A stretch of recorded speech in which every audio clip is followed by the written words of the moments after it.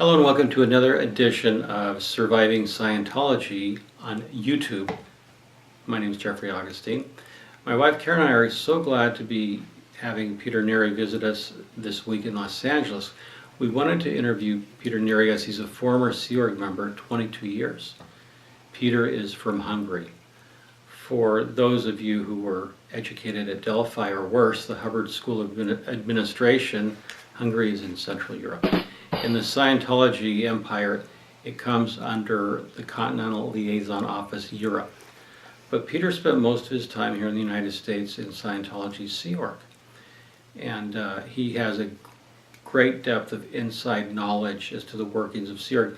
And he recently left, only about a year and a half ago.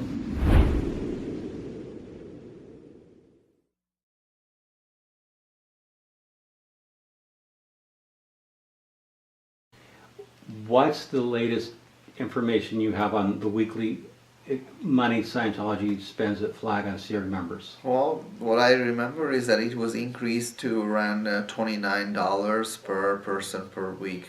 So $29 per person per week. Yeah. So that would be 21 meals. That's right. 3 meals a day, 7 days a week. That works out to $1.38 per meal. Right. Peter, do you know that that is less than what the state of California spends for prisoners? I actually didn't know that. Yes, it is. That's interesting. It's less. Well, Scientology uses the Sea Org to get the maximum amount of production for the minimum amount of money possible. That's true. Because you are a coin.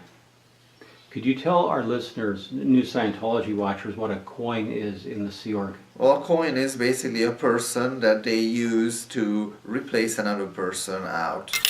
And you can be sent from Florida to Australia the next day, and the person in Australia may have to come instead of you to Florida. So do you feel, surely it's dehumanizing to be considered a coin. Yeah. It's a coin is what you put in a vending machine. Yeah, it's like you have no value whatsoever. Other than as a unit of production. Yeah. Yeah. And they're feeding you exactly $1.38 per meal. Yeah. Something that... and that's actually the highest one, because other places around the planet, it would be even lower than that. It gets lower? Yeah, like if you come to like Los Angeles or Africa, or I'm pretty sure that it's even less. You needed some medical care. That's right. What was your medical condition? I had a 1-inch kidney stone that was stuck in my urinal on the way down, and on the right side, and my right kidney was shut off. And they sent me to get a scan, and they put this radioactive material into the blood, and the results showed that there was still a little bit of life in my right kidney, and it was urgent that this gets handled, because I could have lost my right kidney. So it's a life-threatening condition. How long did it take to get handled? It took 1 year to get handled. Well, now, why did they wait a year?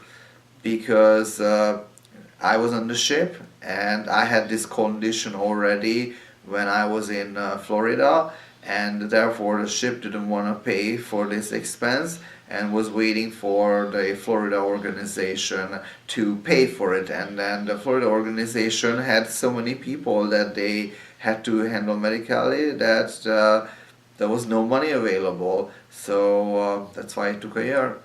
But look at this.